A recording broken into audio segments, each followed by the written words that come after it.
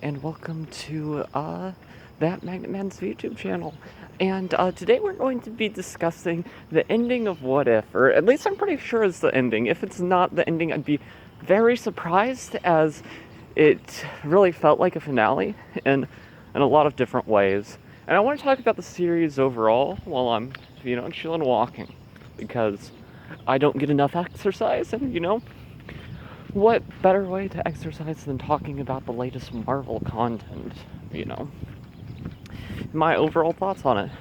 So for those of you who don't know, which I don't know why you'd be clicking on this video, if you didn't know what If is, maybe you're a subscriber of mine and just, clicked on the video because of me, though. Not too many of those yet. But if you don't know what If is, it's a Disney Plus original, and it follows basically the idea of the multiverse. At the end of Loki, this multiverse opened up as Sylvia killed King the Conqueror, which was something the fans were right about. Unlike a certain One More Day main character, which the comic idea for that is kind of stupid, if I'm just being honest and blunt with you. But I will warn you, there's going to be heavy spoilers. I'm sorry if you hear the car. There's going to be heavy spoilers on the series as a whole. So if you want to watch everything just completely unspoiled, then you gotta get off of YouTube, because YouTube is already spoiled a lot. Okay. But anyway, now that your spoiler warning is out of the way, if you're still here and spoiled yourself and you don't want to be spoiled, that's on you, buddy, not me. Yeah. Okay, just making sure I'm not getting hit by any cars because I'm not paying attention. So, the series kind of started off with like a net episode. It's basically, what if Captain Carter took the superhero serum instead of Steve Rogers, which is kind of interesting. Captain America, though, even alone, isn't all that interesting, if I'm being honest. That's just my opinion, so, take that for what it is. Slapping on a pair of breasts on Captain America and changing the flag. If anything, the flag change makes him less interesting to me, because I'm an American. But, for some people, they probably liked it. I thought it was okay. The idea of the series intrigued me, which is why I came back. And also, my cousin was, very interested in it. So, what we'd do is, he'd watch it, then he'd ask me if I watched it. I'd say no, and he'd be like, I already watched it, but, want to watch it together. And, of course, me, being the amazing cousin I am, most of the time said yes. But I was busy doing other things during, the last episode, so I kind of watched that in the background, but then, I got really invested, and I was like, oh, damn, all that's happening. So then you have the second episode. I'm just going to talk about the series overall before I go into the last episode. You have T'Challa as Star-Lord, which honestly, on its own, it sounds like a very strange premise. And it's kind of just out there, which I think is what the show needed more, to be honest. Because that episode was really good. You have, T'Challa, apparently, he just diplomatically made Thanos realize that his entire life ambition was kind of stupid, and he's like, efficiency, not genocide, mercy, which might get tagged under an Undertale video if I use those words not carefully enough. But, I mean, it's a fun episode. You have the Collector as a villain, which the Collector, I'm probably on the minority on this, but I think the Collector is honestly a lame villain.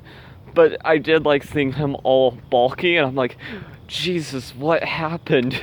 Did this Collector go to a prison and get all buff, and he didn't get his Collector ways beaten out of him?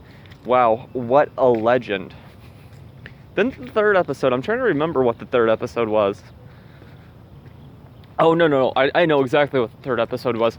That was even better than the second episode. It was, what if the world lost its mightiest heroes?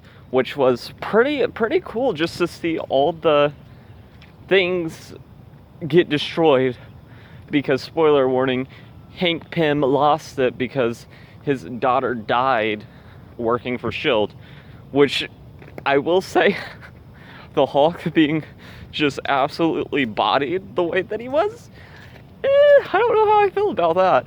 It definitely was creepy. I'll give it that, and I did enjoy it. Though I thought the plot twist... I know Hank Pym is supposed to be sort of like an unstable character in the comics, but I'm like...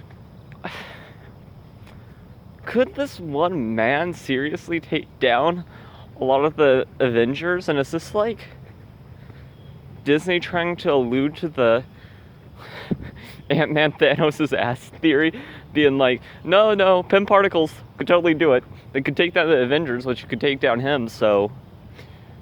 I don't know. Then we have the 4th episode, which I thought I was going to be ranking at the top of the series.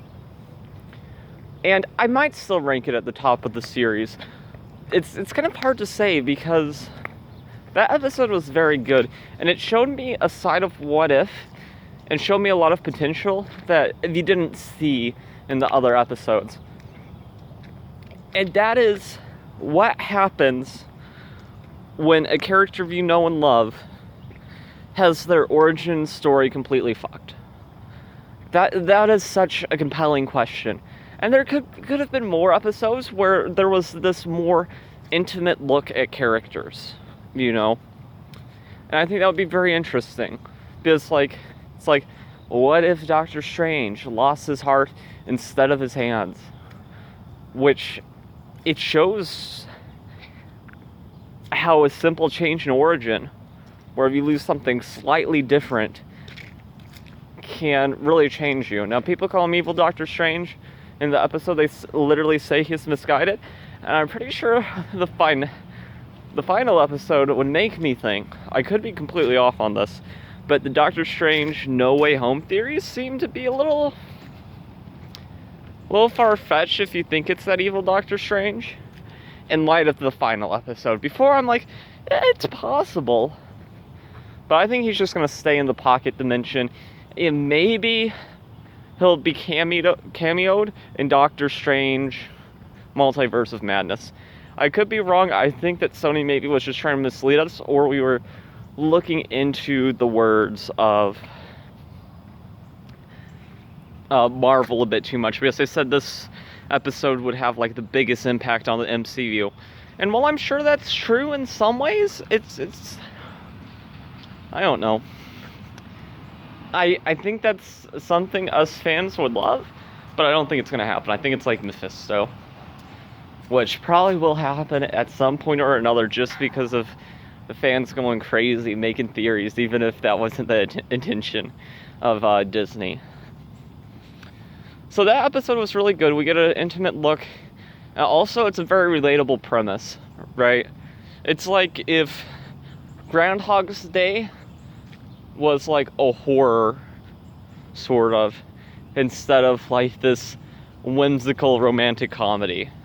It's basically like a dark Groundhog's Day that you voluntarily go into because of your grief-stricken heart, which is an amazing premise. Like, I could imagine other What If episodes, like, what if Spider-Man never lost Uncle Ben? Like, that would be such an interesting universe. And and technically Disney could do it because they have the television rights to Spider-Man, just not the movie rights. That would be very, very cool. Then after that, we got Marvel Zombies. And I don't think I'm being a contrarian whenever I say this, though maybe I am, maybe opinions change.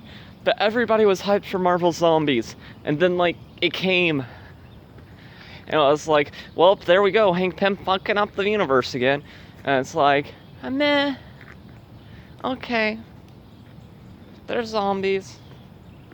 Whatever. And that episode suffered from the problem of it wanted to be too much. It couldn't decide whether it wanted to be funny, whether it wanted to be a horror, whether it wanted to be a tragic tale. or whether it just wanted to be like, you know, some whimsical adventures where we're taking out zombies. And I get it, you know, having all these characters together, it's a little difficult to balance out all of the things, especially with Spider-Man being there. And I feel like they didn't do Spider-Man right in that episode, which is also what I hold against it, because, well, Spider-Man is a bit of a goofier character. He knows when to take situations seriously, and, like, the only way I see him making jokes like that in a zombie epidemic is if he was trying to calm his nerves because he's freaking out, you know, and because it wanted to be so many things, I think it was all those things, but it was mediocre at all those things instead of excellent at one thing, which was kind of disappointing to see because it had a really cool premise. And, you know, I heard some theories about where the origin could come from. It coming from the quantum realm with no real explanation. It felt like the writers wanted to get into it without earning getting there. They just wanted to be in the zombie land, like, immediately. Which, because they really didn't explain it at all. And it was kind of just disappointing, if I'm being honest. I mean, it's hard to... No. I think that episode probably more disappointing than the first episode. Looking back, that's probably the second to worst episode in the series. Not the worst episode in the series. We'll get to that. Then the sixth episode. What was the sixth episode? I'm trying to remember. This is the only disadvantage of getting exercise done while recording this, is I can't just look and easily see what it was. Was that the episode where it was, what if T'Challa... not T'Challa. What if Killmonger killed Iron Man or whatever? I don't remember what the episode was called. But yeah, that episode... Yeah, I'm pretty sure that was the episode, because it was kind of like the opposite of Marvel Zombies. Because Marvel Zombies was so scatterbrained, but had a cool premise. That episode was so focused, but had such an premise. But you see, I'm a writer, and I can respect whenever I see where somebody's mind is going. And it's like, even if you have a meh plot, if you focus on that plot in the right way, it becomes sort of interesting. I thought it was kind of cool to see, you know, Iron Man completely learning the wrong lessons because he doesn't have that tragic backstory where a hero is forged. Because sometimes it does take tragedy to forge a hero, which I really like. I love that stuff, seeing how one thing going a different way in the universe could completely change who a person is on a fundamental levels and their morals. It is so utterly fascinating, which I love the episode. Then we got, what was next after this? Oh yes, my least favorite episode in the series. Everybody was excited for Party Thor, okay? And I get it, it was supposed to be a fun slice of life episode, but here's the problem. The episode on its own, it's fine, it's a nice little slice of life tell. It's a bit stupid, and like, it really shows that they're marketing this to kids in a certain way. Whenever, like, really every other episode, it's like, it doesn't really matter what age you are, if you can appreciate the story being told. But Party Thor, I feel like 90% of the episode, if you are above the age of 12, is really disappointing. Captain Marvel and Thor fight, but it's like, the reasonings are completely stupid and idiotic. Okay, it was cool to see Loki as a frost giant. I agree with you. But other than that, I can't really name anything I like about the episode. Other than, I guess it was animated good. The fight scenes were good. They were stupid. They didn't really have any build-up that made them compelling. But that was good. But then, and this makes me angry, they had to do the main villain of the season at the end of the most inconsequential plot ever. Like, I'm not kidding. They just throw in an Ultron that has discovered the multiverse at the end for no reason of an episode that literally has nothing that even resembles a plot. And they throw the biggest plot thread of the finale there. And that makes the episode even more disappointing. It's not a redeeming factor of the episode. Some people would say that is the highlight of the episode. And I thought so too at first, but then I thought about it. And I was like, in any show, would I want the big bad to be revealed after the most inconsequential plot where basically nothing happened the entire episode? And my answer was, upon further reflection, no, that would be stupid. But that's what Marvel did, so there you go. So that's my least favorite episode of the series. Okay, so let me just rank these so far. Party Thor's is the worst. Zombies, cool plot, but like its execution was really disappointing. Then we got Peggy. Okay, so those were the three bad ones. Which, me saying that, 33% of your show is bad episodes is not nice. But I'm not saying they're awful or horrendous, except Party Thor. Party Thor is awful and horrendous the more I think about it. The more I think about it, the more I get angry at it. But I'm chill, don't worry. Okay. Then we have the What If Ultron won universe, and it is such a good build-up to, it's such a good build-up. There needed to be, like, another episode in between Party Thor and the Ultron winning universe, and that scene should have been completely cut from Party Thor, and Party Thor just be a slice of life episode. Then it's not nearly as bad. But the execution of the next episode, the universe where Ultron won, that was amazing. I really loved basically all of it.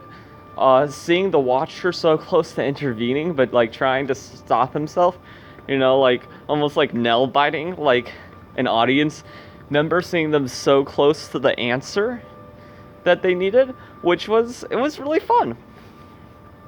It was a fun, dark episode, and honestly, probably one of the best pieces of... Actually, I think it's my favorite episode in the series. Okay? And I would say the finale is the best episode in the series, but there's a problem I have with the finale, which is at the end. It plays out like a lot of Marvel stuff. That is one thing I really respected about the end of Loki. It had the balls to do something different than just like an action scene. It was like basically the villain trying to reason with the protagonist, and then the protagonist lashing out, and the villain kind of winning, but without fighting. In fact, he wins because he doesn't fight back, which is very compelling. It is a very interesting plot twist, because with a lot of this Marvel stuff, you sort of expect a big fight scene, then some sort of resolution. And that's kind of what you get here. And you see the plot twist at the end. If this has a season 2, which I'm pretty sure it's getting a season 2, it completely kills the series as far as tension is concerned. Because at the end, Doctor Strange says, "You knew it all. You foresaw everything," basically. Which means that the Watcher is omnipresent enough to know, even whenever he doesn't predict something becoming aware of the multiverse at large. He just knows how different combinations will go. Meaning there is no universe where the Watcher could possibly lose. And we're like, what's the problem with that? Like, we know as an audience that the good guys are going to win. Well, yeah, but that's not a fucking guarantee. You know, and it should never be a guarantee that the heroes are going to win. And if you have a character that is omnipresent enough that he can't even be unaware of beings from other universes interacting with other universes that they do not domestically belong to, that kills the tension for any future episodes in the series or any big time threat. Which, if Marvel wanted the What If to just be a little side story with no connective tissue, that's one thing, but they clearly like the connective tissue. So that, it's still a great episode, but that one line makes it like from a 10 to an 8. Which usually one line isn't enough to drop something by 2 points, but that was very disappointing. So the What If Ultron one was the best episode. The second best was What If Doctor Strange lost his heart. And then the third was the finale. The finale was good. It just played up the Watcher's powers too much in a way that I think has made the show a lot less compelling for any future threats in the future. Then we got on the battle, we got Party Thor. We have what were the other ones? Marvel Zombies, Peggy Carter being not Captain America. So those three were good. The other three were bad, and everything in the middle was great. It was great. It wasn't amazing, but it was great. It was at least a 6.5 to 7, all the other episodes. So overall, I would say the series in total is 9. I'm going to give it a solid 9 rating, because it can't be a 10. It has too many bad episodes for it to be a 10. But it has enough good episodes that I'm willing to say, well, even though 33% of her series, that was meh, the rest is so good it makes up for it. Which is really good. So yeah, I mean, that's sort of my review and thoughts of What If. What if there's another universe where I rate it a 1 and I'm a hater? Who knows? But I hope you guys enjoyed. I've been trying this more vlog style content. Last time I did this, it was super serious, and not so whimsical, talking about the MCU. The MCU is always fun to talk about. But yeah, if you haven't already, please make sure to like the video, subscribe, and if you disagree with me, let me know in the comments down below. I'm sure there's plenty of you who thought the Marvel Zombies episode was the shit. You probably thought it was the best in the series. And if you thought that, I'm happy for you. We do a lot of things on the channel. Later today, I'm going to be streaming on Twitch. Maybe I already have by the time this comes out, because I post at 1 p.m. or I've been trying to. I'm just sort of giving my YouTube channel a chance. I've been very inconsistent with it over the time that I've been on YouTube, going on and off, but I've been trying to stick to semi-consistent upload schedule.